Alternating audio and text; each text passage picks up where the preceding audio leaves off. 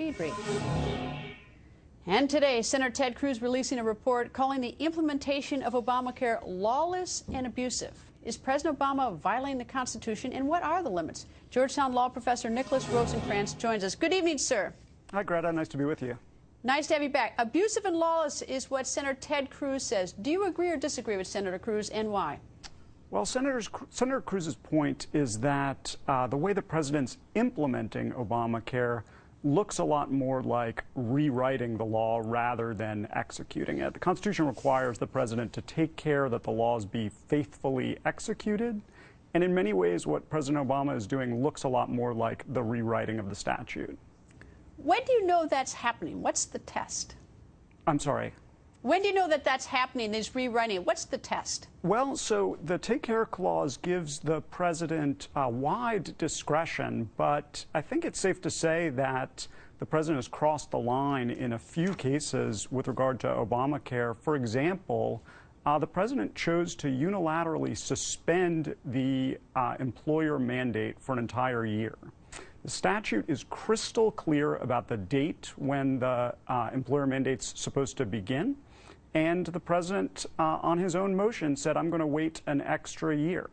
Now, he has wide discretion, but he does not have discretion to entirely suspend a law wholesale, and that's essentially what he's done here. Except that he didn't throw it out completely. He just put it on pause for a year. Does that, is that an argument in favor of the president? Well, you know, that's exactly what English kings used to do, is suspend laws temporarily. They used to claim the power of suspension. And our framers made a different choice. They said that our executive was going to be obliged to take care that the laws be faithfully executed. This was quite a different choice. And here the president is opting to suspend a part of the law for an entire year for really policy reasons or, you know, more cynically, political reasons. Is there any, I mean, what should the president have done? Let's say that that was for policy reasons, or for, you know, they simply couldn't implement one part of it, that part of the law. What should the president have done in your view? Should he have gone back to Congress for permission? Well, absolutely. If it's really impossible for the president to execute the law as written, he should seek an amendment from Congress. Now, interestingly, the House of Representatives actually passed a bill that would have done exactly what the president wanted. That is to say, it would have suspended this provision of Obamacare for exactly the 1 year that the president wanted. And far from welcoming that, the president actually threatened to veto that statute. So oddly, the president insists on doing this unilaterally rather than involving Congress in this necessary fix.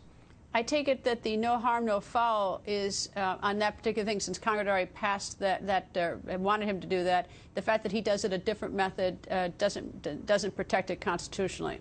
No, the formalities matter. The president's obligation is to take care that the laws as written by Congress are faithfully executed. Makes all the difference in the world whether Congress changes its statute and whether the president decides on his own motion that he's going to make the change.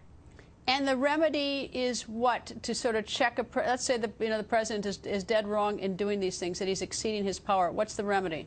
Well, it's hard to say. You know, there have been various court cases, and there are other court cases that are possible. There are certain challenges associated with those cases. There might be issues of standing and so forth.